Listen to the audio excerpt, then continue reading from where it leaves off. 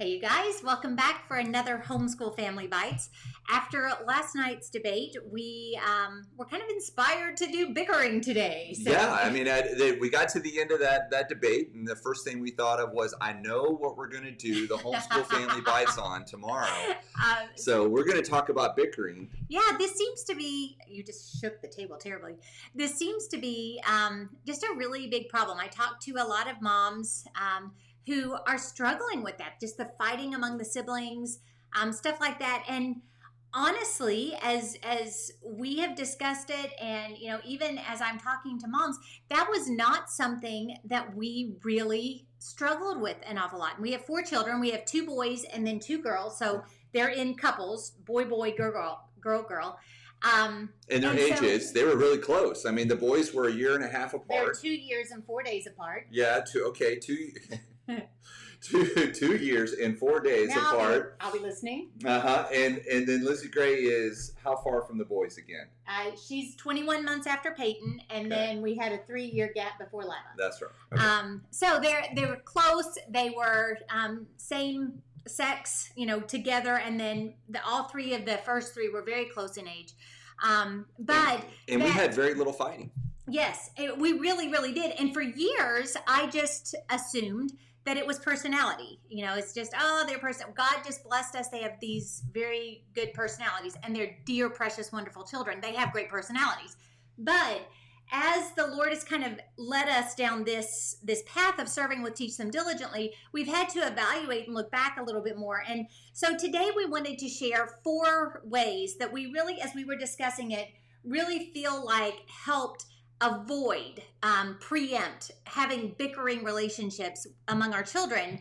And again, this is not a strategy that we set out with. This rather is the way that God answered our prayers for our family all the way along by giving us wisdom each and every day. Yeah. And now we can look back in our rearview mirror and say, this is what we did. This is what it led to. This is how God worked. So that's what we wanted to share with you today. We had priorities. We had certain things that we wanted to try to achieve, and we prioritized above other things. We didn't have if they say this, we're going to do this. Yeah, it wasn't a checklist. No, we didn't have a checklist at all. It was just certain things that we wanted to try to foster and cultivate in the relationships that our kids had. And so we prioritized certain things above others. And I think that preempted a lot of the arguing. And it wasn't all rosy. There were some battles, but it wasn't perfect children, nor are we perfect parents. Yes. But they were never characterized by sibling arguments. Really, ever. Looking back, it's kind of astonishing how few sibling arguments, bickering, that sort of thing we've dealt with through the years. And the boys didn't fight in terms of actual physical fights. They did fight, but it was on purpose fighting, not anger fighting. Peyton actually liked to actually be picked on by his brother. It was like a tension, and so he would seek it out. But it wasn't like these fights that you hear where about among it's characteristic. brothers. Yeah, that it was play fighting largely. Yeah. So what's the first one here? So the first thing that we did is from the very moment that Peyton was born, 2 years and 4 days after Camden, we started really prioritizing those relationships. So we stressed to the kids all along the way, even to conversations that we have now with our college-age kids, God put us all together in this family. These are super important, super special relationships. God didn't put anybody else in this family. These are the friends that God created just for you. And so we built up from when they were very, very young, and they didn't even know that siblings were supposed to fight. We started building up the fact that God created this person to be your brother, to be your sister. This is so special. And really, that just kind of became the tone. And it grew up so that, when they were 14, 15, starting to get into, a little bit of freedom with Instagram and stuff like that as they got older, the rules of there's a curfew on Instagram, there's a curfew on texting, whatever, because God didn't put those people in our home. God created these people to be in our home. So we have all through the years really prioritized the relationships among the people that God made nunneries that live right here with us. And so they shared bedrooms. They did things together.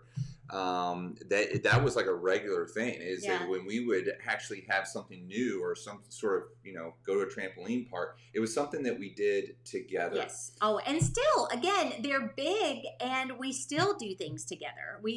They invite us to go with them, and all of that, I think, is an offshoot of prioritizing the relationships when they were younger, when they were young teens, when they, all the way up. So that's number one.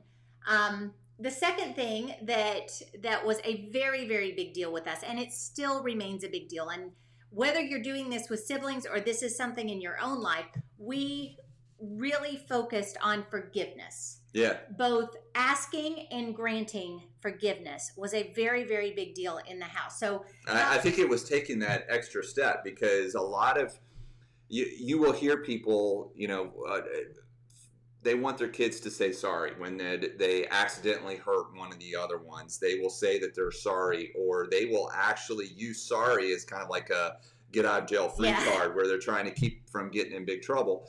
And so they will say that they were sorry, but we would always make a point for the other one to say, I forgive you. Yeah. And so there was that interaction, and there was that back and forth. It was, I'm sorry. You're asking for forgiveness when you say that you're sorry. Sorry was not just trying to make everything better like a Band-Aid. It wasn't get out of trouble. Sorry was literally asking for forgiveness. And the other person, generally for something specific. We tried as much as possible.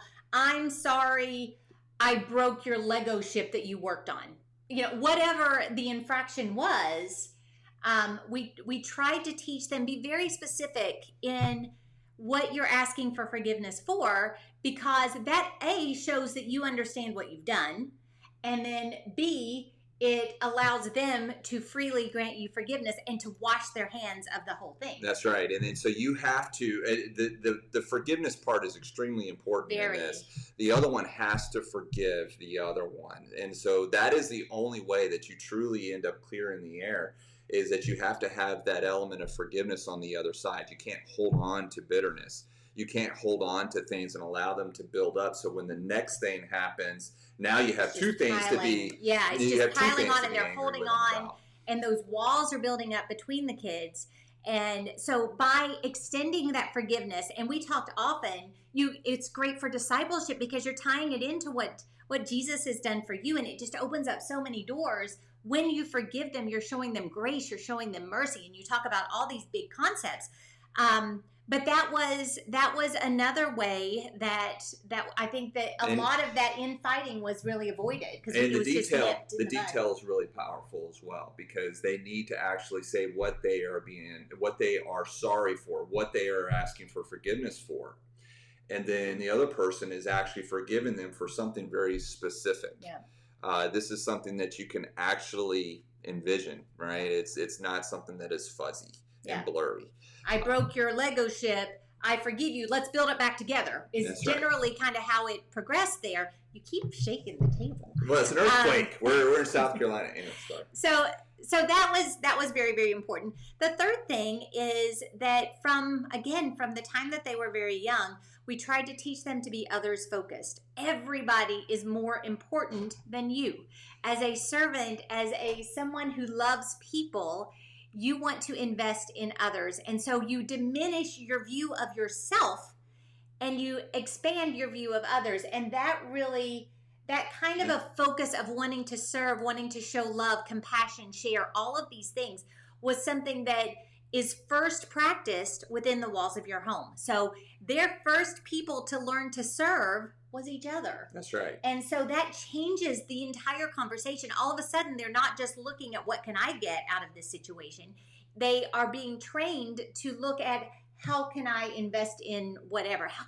What can I do to surprise Lila by, doing whatever? They really tried to outdo one another. There's a verse, it's actually hangs in their bathroom, about outdoing one another in love. And that really has kind of been the tone in their relationship. So you're from spending very time young. trying to teach them to be givers and not takers. Right. And that's got to be modeled by mom and dad too. Yeah. So the next one would be dealing with the small stuff. And one of the principles that we tried to operate on and what we were dealing with our kids is that we try to deal with stuff when it was small. We would not allow it to get to the point where it was annoying to us. If we saw something in them that we identified as building into something that could really be a real character flaw in them, we would deal with it way back here when it was pretty small. Yeah. And the other element of this is that when your kids are young, whatever they do to a minimum inside the house and the private of your home, they're going to do to the maximum when they get out in public. And so if they're throwing tantrums about what they're eating in the home, it's going to be that much worse when you take them out to the restaurant. When they are fighting inside the house and they're fighting over toys and they're being very selfish, they're doing that inside the house, it's going to be even worse when they go out. Right. You add the pressure of the crowd or the whatever, and all of the stimulation, and everything is magnified. So dealing with it while it's small. And I love how you said before it would become an annoyance to us, because how many times do we as parents react to things that just drive us nuts? You have that pet thing that you just can't stand. And so our reactions tend to be out of sync with the infraction sometimes, if it gets to the point where it's truly annoying to us. Well, yeah. So if we can avoid that and deal with it at the seminal root level, it saves us from making mistakes too. Absolutely. And then also your parenting is actually shepherding, your children. And in order to be a shepherd, you have to be engaged in that. And so you have to be in tune to what they're doing. And if you're just waiting for it to annoy you, you're not really engaged with what's going on. Yeah. And so you need to deal with it when it's way back here. The other element of that is that you don't necessarily have to use a massive punishment when it's back here and very small in order to change their behavior and change what they're doing. Sometimes when you're dealing with them back here, it just takes a light correction. Where if it gets really big out here and is magnified, it takes a whole lot more in order to be able to correct that behavior, because it's become a massive problem at this point.